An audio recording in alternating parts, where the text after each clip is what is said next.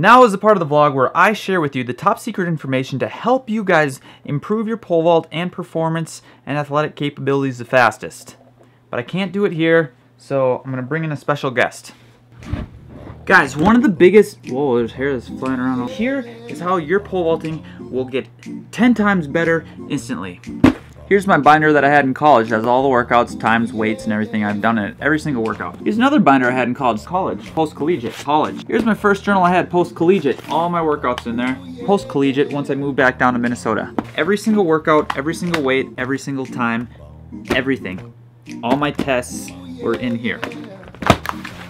Ow, I hit myself in the face. Essentially, all this is just journaling. It was a way, because I looked at training as a big experiment. I was experimenting to see if what I was doing was working. The cool part about it is when I open some of the journals, it's like my goal is to jump 16.3 in 2008. But you can kind of see where the progressions come. You can see how your weights, you can see how your squat progressions are going. You can see how your speeds are going. You can start seeing trends that, hey, there's an upward slope. I'm getting better, I'm getting faster. And that's all fine and dandy. But last week, you guys seemed to really get a kick out of say 2 good things for every correction. I thought it was important to talk about pole vault journals. This is my very first pole vault journal, and my first entry was on November 13th, 2008. I used to say some mean stuff to myself. You're not aware of it when it's happening, but when you write it down, you can start making changes. So here's just one. I just flipped to a random page. January 19th, 2008. Day, meet plus practice equals mental state. Getting hard to stay positive. I need a good day instead of the that keeps happening. Now this binder lasted through 2010, so I have 2 years, 8, 9, 10. You, Shawn, get your fucking ass out of your fucking head, or get your fucking head out of your fucking head. I wrote that backwards. I was so mad. Try to stay positive. 2 years in that thing. But then I got like this journal, you know, which is a little bit different. So let's go towards like the end. This is 2014. Let's go around the same time. So here's around the same time of this season, different day. My run, so it was 4 lefts, was at 64. I was in 16.0, which was too small, but the 15.2 was too big. I did 8 jumps. And then from 6, I went from 93 and I was in the 18.0. And I started working on the turn, but forgot to hit the left arm like Steve told me to do. So then I wrote what I needed to do to fix that. I need to hit the left arm while attacking the box, and then start the turn and watch my right hand Van Gogh my ear, like rip my ear off. And then the only F word was a frustrating f***hole of a day.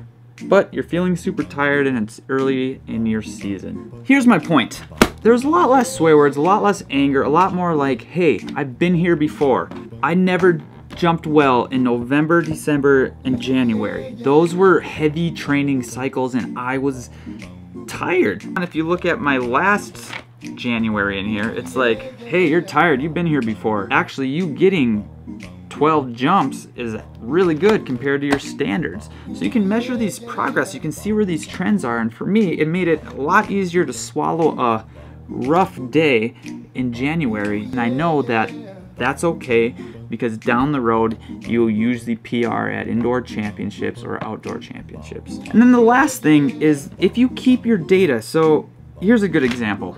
My run changed. 4 lefts went from 60 to 64 by the end of my career. 6 lefts went from 87 feet to 94 feet in 2014. So you could see these numbers. You could see these numbers growing and they were going up, which means progress, right? And I knew I wasn't striding out because I was also testing. And I was also seeing what my sprints were doing, so I could see, hey, these numbers are getting faster, so my strides are probably getting a little bit longer.